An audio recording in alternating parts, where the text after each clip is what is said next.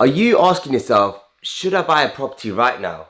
Or should I wait and maybe wait for a crash before I buy? Be that a buy to let or a residential. This is a question I get a lot. So I'm going to cover it in this video and hopefully I'll give you the answers that you're looking for.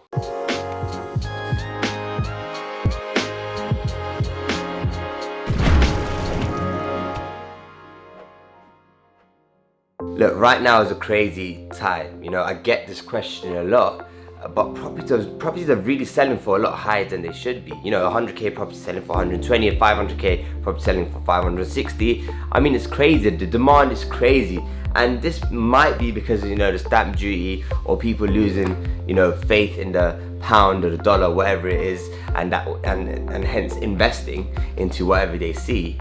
But really, if you think about it, we're looking at furlough ending soon. You know, we're looking at, you know, retail market crippled essentially. You know, high street has changed, so people are losing their significant others. All this crazy stuff is going on, but the property prices are going up. I mean, really think about it. Unemployment might go crazy in September when furlough ends, but you know, the stamp duty holiday and the 5% mortgages, as well as all the grants and loans, CIBIL loans that everyone's been given.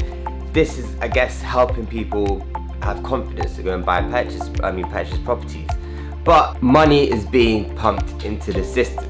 I mean, it's very different to 2008, where, you know, there was so much illiquidity, where banks had to, you know, pull in their loans and ask for their money back, and that's what caused, you know, the crisis then. But this is a completely different market. You know, they call it a black swan event, as they say. But this time, money is being pumped into the system.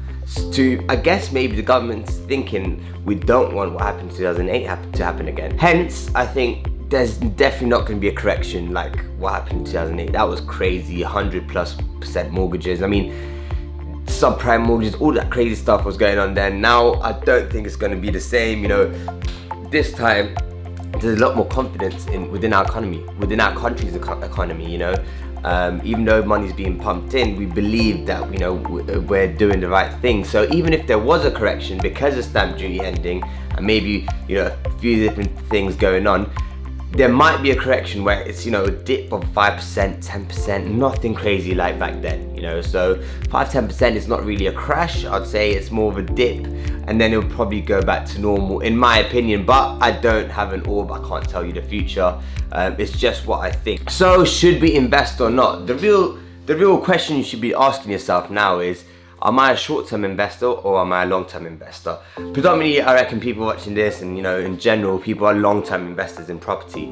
Unless you're doing a lot of flips, you know, buying and quickly selling, then you're a short-term guy. But all you have to do, say you're a short-term investor, then, you know, 5-10%, maybe next patches you make, you know, give yourself a little bit more margin. So instead of having 25% profit, you work out properties with 30%, just to cover your back if there's a dip to 5-10%, because I'm confident there isn't going to be a huge drop. However, if you're a long-term investor, which most property investors are, you know, you keep, hold, rent, whatever it is, then is 5-10% really gonna, you know, make a big difference, you know, over the next, you know, 30-40 years that you're going to be holding these properties? I don't think so. You know, I definitely don't think so. They say every 10-20 years property prices double.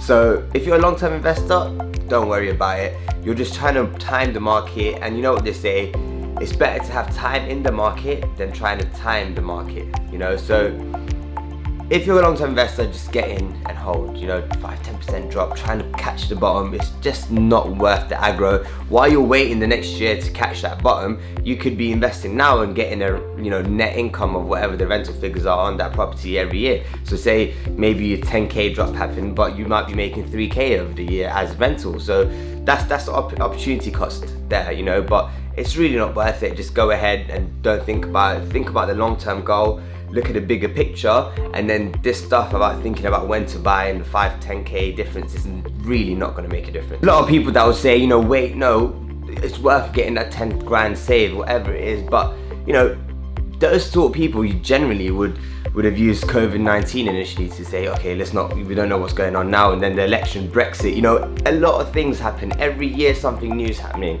So if you're holding out, you know, to see what happens after everything, you're basically giving yourself excuses. You're giving yourself paralysis of the analysis, you know, of what the deal you're looking at. I think it's better just to, you know, jump and take that opportunity, and rather than be that person that's finding excuses trying to time the market.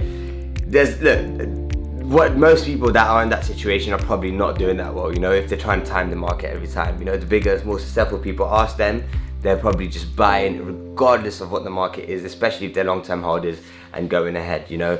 Even that's not just in property, even with stocks, crypto, whatever it is that you're into, time in the market is better than timing the market, like I said. So, you know, just get in and hold and just ride it up. As long as you're a long-term holder, you're not gonna lose. I hope you enjoyed the video. For more content like this, check out my channel.